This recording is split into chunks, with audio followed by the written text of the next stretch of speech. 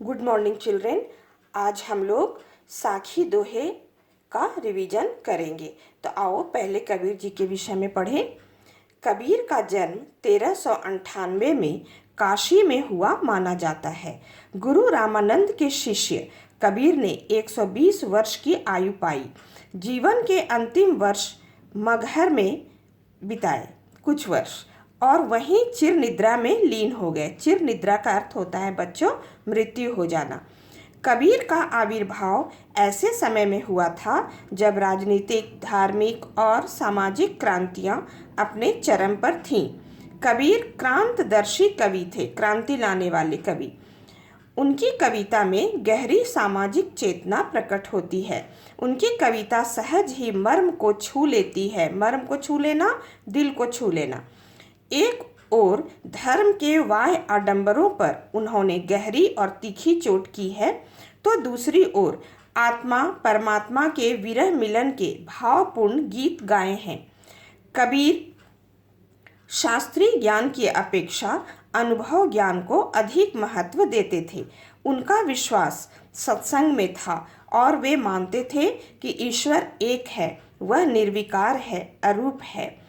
निर्विकार जिसमें कोई विकार न हो, अरूप जिनका कोई रूप न हो। कबीर की भाषा पूर्वी जनपद की भाषा थी। उन्होंने जन चेतना और जन भावनाओं को अपने शब्द और साखियों के माध्यम से जन जन तक पहुंचाया है। तो बच्चों आओ इससे प्रश्न निर्माण करके और अच्छे से समझें। तो यहाँ से पहला प्रश्न बनाओ। कबीर का जन्म कहाँ हुआ था एवं उनके गुरु कौन थे? तो कहाँ हुआ था? काशी में। और उनके गुरु कौन थे? रामानंद। कबीर कैसे कवि थे? तो कैसे कवि थे? क्रांतदर्शी कवि। कबीर किस ज्ञान को अधिक महत्व देते थे? किस ज्ञान को? अनुभव ज्ञान को। ईश्वर के विषय में उनकी क्या धारणा थी, क्या मानना था उनका? कि ईश्वर एक है, वह निर्विकार है, अरूप है। कबीर की भाषा किस जनपद की थी? तो किस जनपद की थी बच्चों? पूर्वी जनपद की। आओ पाठ प्रवेश पढ़ें।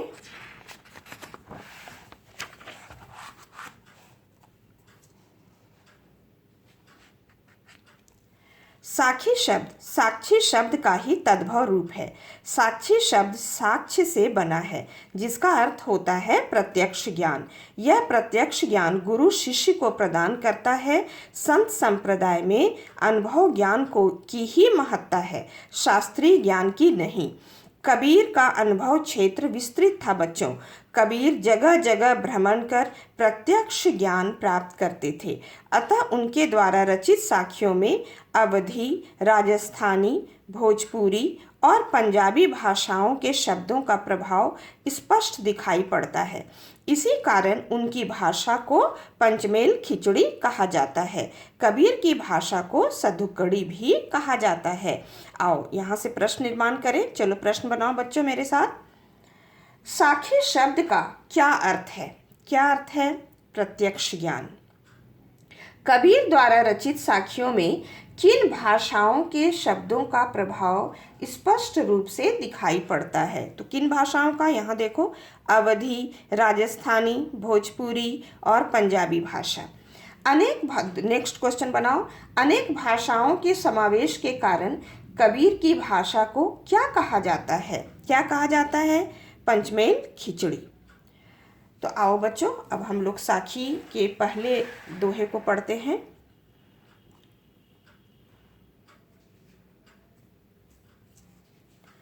ऐसी बाणी बोलिए मन का आपा खोए, अपना तन शीतल करे औरन को सुख होए।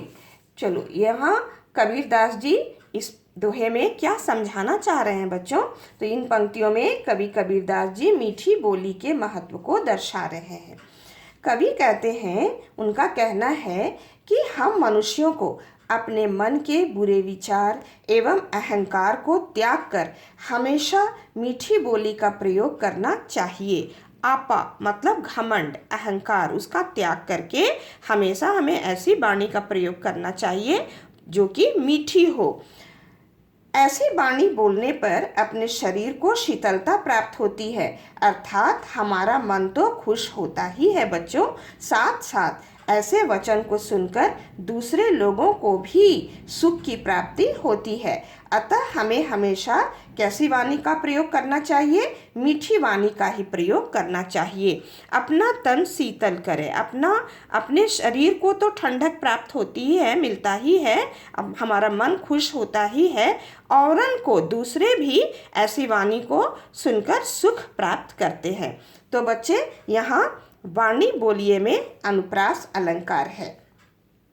यहाँ वर्णों की ब वर्ण की आवृत्ति हुई है, दोहराया गया है। आओ अब हम लोग दूसरे दोहे को पढ़ें। कस्तूरी कुंडली बसे मृग ढूंढे बन माही, ऐसे घटी घटी राम है दुनिया देखे नाही।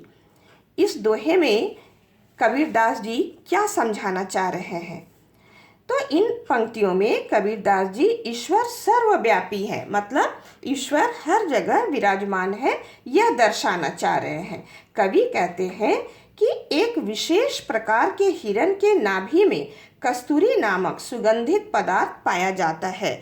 कुंडली मतलब नाभि पाया जाता है, किंतु इस बात से हिरण अनजान रहता है, अनभिज्ञ रहता है।